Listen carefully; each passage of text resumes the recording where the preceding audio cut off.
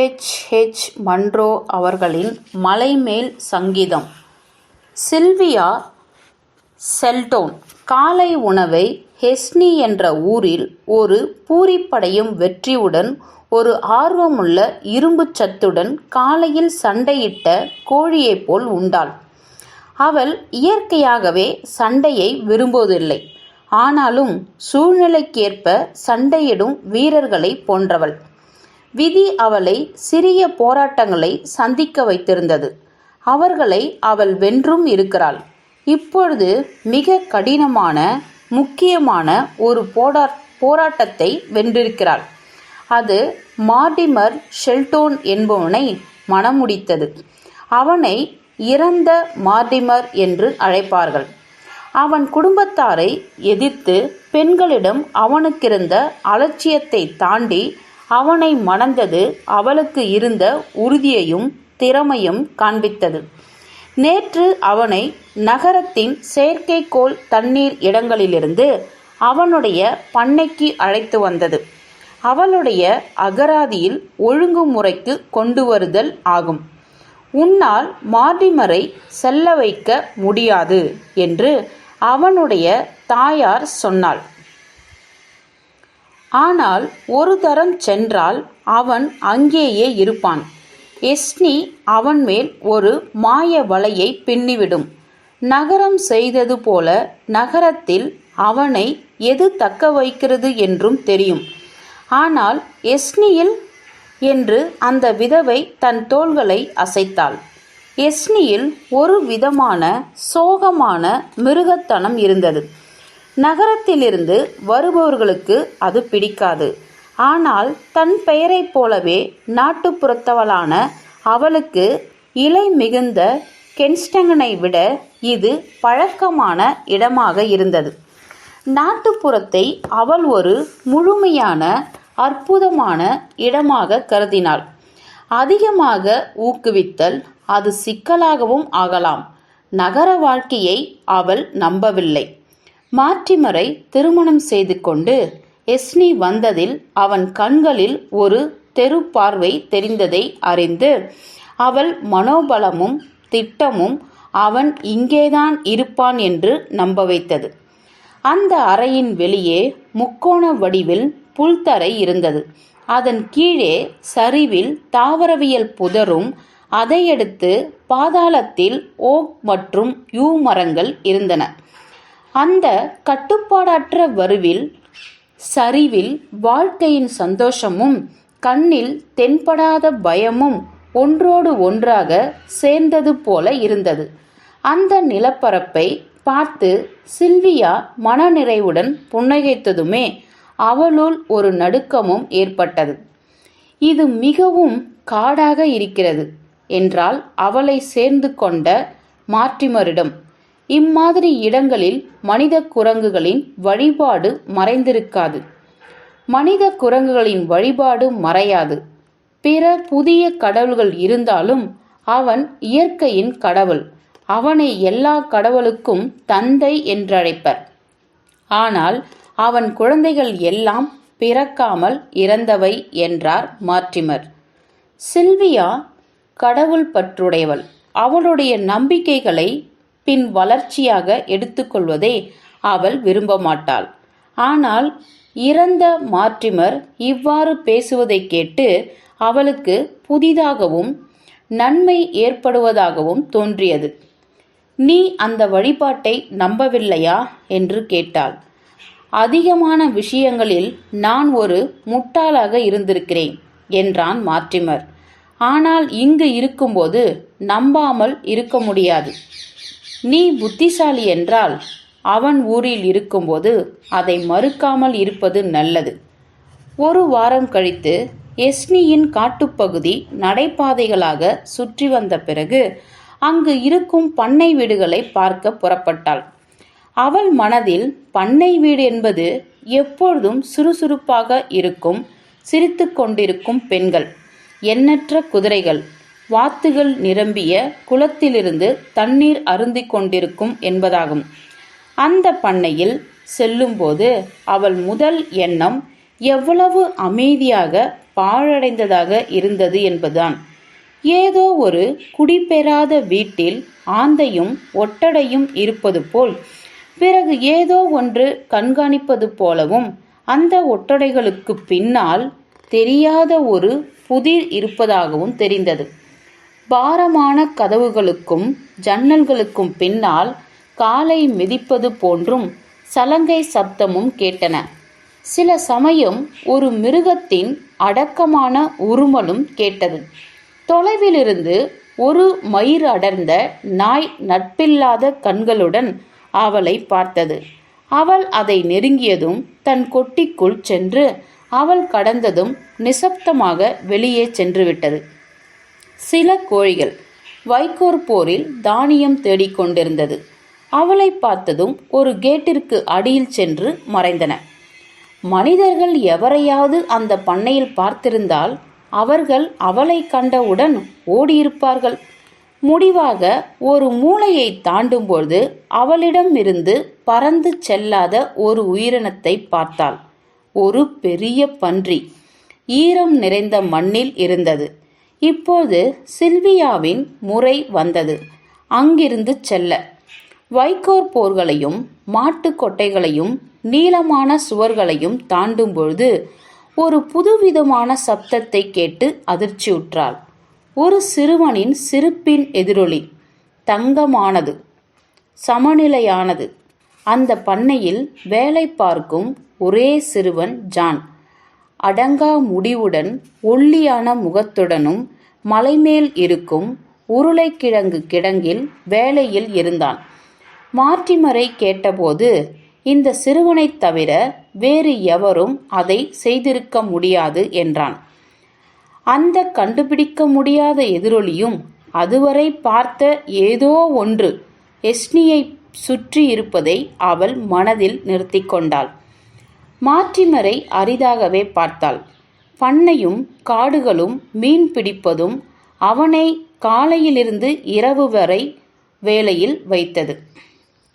ஒருமுறை அவன் செல்லும் பாதையில் சென்று ஒரு வெட்டவேலியில் கொட்டை மரங்களும் யூ மரங்களும் நடுவில் ஒரு கல் பீடத்தில் ஒரு சிறிய வெண்கலத்திலான இளைய மனித குரங்கை பார்த்தாள். அது ஒரு அழகான வேலைப்பாடு செய்த பொருள். அவளது கவனம் அதன் காலடியில் இருந்த புதிய திராட்சை பழங்கள் ஈர்த்தது. வீட்டில் திராட்சை பழங்கள் அரிதாக இருந்ததால் அங்கிருந்து அதை அவள் எடுத்தாள். அலட்சியமான கோபத்துடன் வீட்டை நோக்கி நடந்தாள். பின் பயப்படும்படியான ஒன்றை உணர்ந்தாள். ஒரு அடர்ந்த செடியிலிருந்து ஒரு சிறுவனின் முகம் அவளை கோபமாக பார்த்தது. பழுப்பு நிற அழகான ஆனால் கொடுமையான கண்கள். அந்த நடைபாதை தனிமைப்பட்டதாக இருந்தது. எல்லா நடைபாதைகளும் எஸ்னியில் அப்படித்தான் இருந்தன. மேலும் அந்த முகத்தை பார்க்காமல் அவசரமாக வீட்டை விட்டு நோக்கி சென்றாள். வீட்டை அடைந்ததும் திராட்சைகளை வழியிலேயே விட்டுவிட்டதை உணர்ந்தாள். நான் ஒரு யுவனை இன்று காட்டில் பார்த்தேன் என்று மார்ட்டிமரிடம் கூறினாள். பழுப்பு முகத்துடன் ஆனால் அழகானவன். பார்ப்பதற்கு போக்கிரி போல இருந்தான். நாடோடி யுவன் என்று நினைக்கிறேன். நியாயமான கருத்து. ஆனால் இந்த இடங்களில் நாடோடிகள் இல்லை என்றான் மார்ட்டிமர். பிறகு அவன் யார் என்று கேட்டாள் சில்வியா. மார்ட்டிமரிடம் எந்த பதிலும் வராததால் அவள் பார்த்த பழங்களை பற்றி கூறினாள். அது உன்னுடைய வேலையாகத்தான் இருக்கும். பாதிப்பில்லாத பைத்தியக்காரத்தனம். ஆனால் மக்களுக்கு தெரிந்தால் நீ ஒரு முட்டாள் என்று நினைப்பார்கள் என்றாள். ஏதாவது விதத்தில் அதில் நீ தலையிட்டாயா என்று கேட்டான் மார்ட்டிமர். நான் அந்த திராட்சைகளை எரிந்துவிட்டேன். முட்டாள்தனமாக இருந்தது என்றாள் சில்வியா.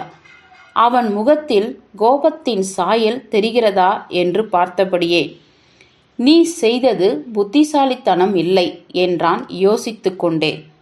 தொந்தரவு செய்பவர்களிடம் காட்டுக் கடவுள்கள் பயங்கரமாக நடந்து கொள்வார்கள் என்று கேள்விப்பட்டிருக்கிறேன். அவர்களை நம்புபவர்களிடம் அப்படி நடந்து கொள்ளாமல், ஆனால் நான் நம்பவில்லை என்றாள் சில்வியா.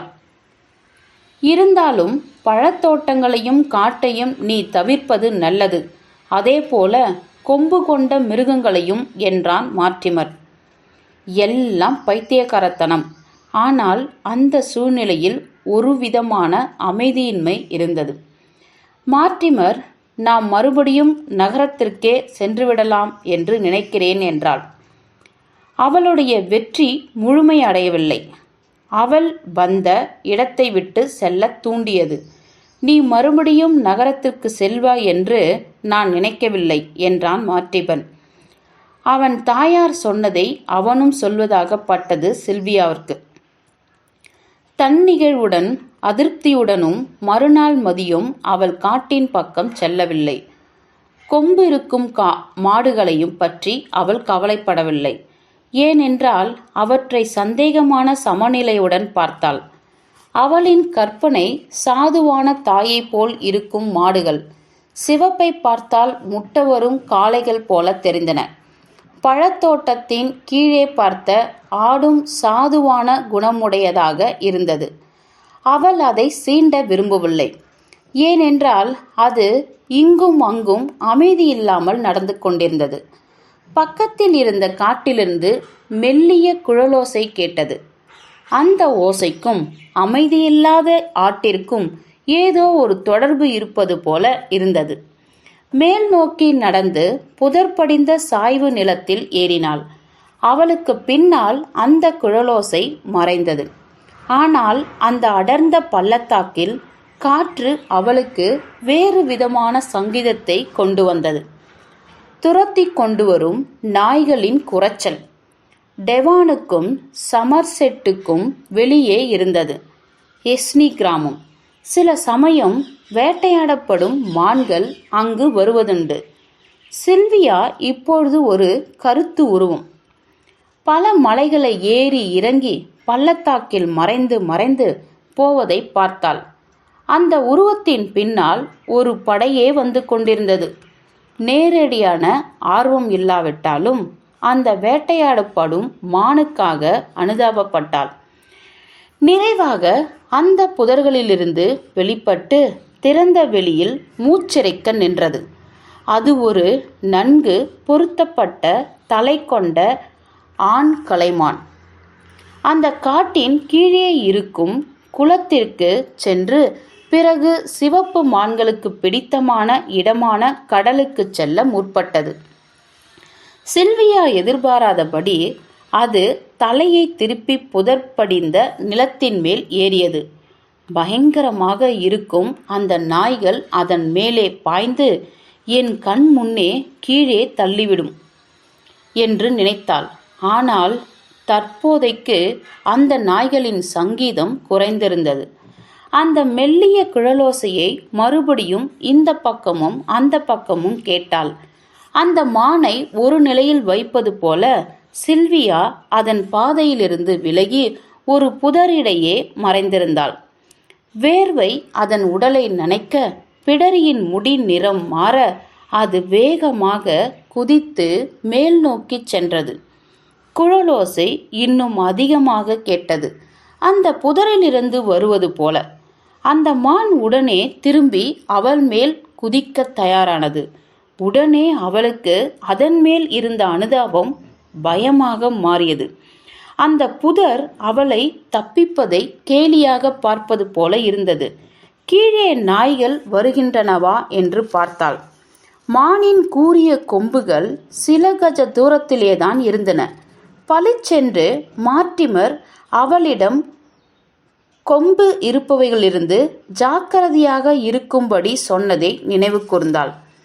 மகிழ்வான துடிப்பில் தான் தனியாக இல்லை என்பதை உணர்ந்தாள். ஒரு மனிதன் முட்டி மூழ்கும் வரை அந்த புதரிடையில் நின்று கொண்டிருந்தாள். விரட்டி விடு என்று கூச்சலிட்டாள். ஆனால் அந்த மனிதன் நகரவில்லை. கூர்மையான கொம்புகள் அவளின் மார்பகத்தை குறிப்பார்த்தன. அந்த மிருகத்தின் உரைப்பான வாசனையை அவள் முகர்ந்தாள். ஆனால் அவள் கண்களில் அவள் இறக்கப் போகும் தருணத்தையும் மீறி ஒரு பயமூட்டும் பொருள் தெரிந்தது. அவள் காதுகளில் அந்த சிறுவனின் சிரிப்பு எதிரொலித்தது. தங்கமாக, சமநிலையாக. முற்றும்.